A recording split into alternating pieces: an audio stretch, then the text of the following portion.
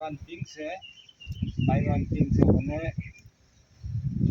8-9 મહિના થયા છે મિત્રો. અને આ 4 ફ્રૂટ લાગેલા છે મિત્રો. અને આ ઉપર ફ્લાવરિંગ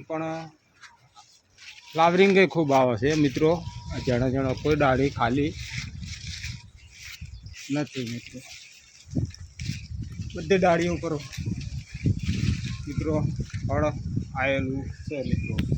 આ તાઇવાન પિંક છે, ખાવા માટે બહુ સારું છે. હવે મિત્રો આપણે આ નીમખલી અને સરસોખલી મિલાયેલી હતી 4 દિવસ પહેલાં, એને મિત્રો આ 10 લીટર પાણીમાં આપણે નાખી દઈશું.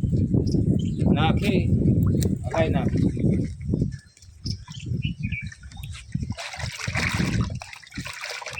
લાઈન મિત્રો મને 2 લીટર જેવું આપી દઈશું મિત્રો.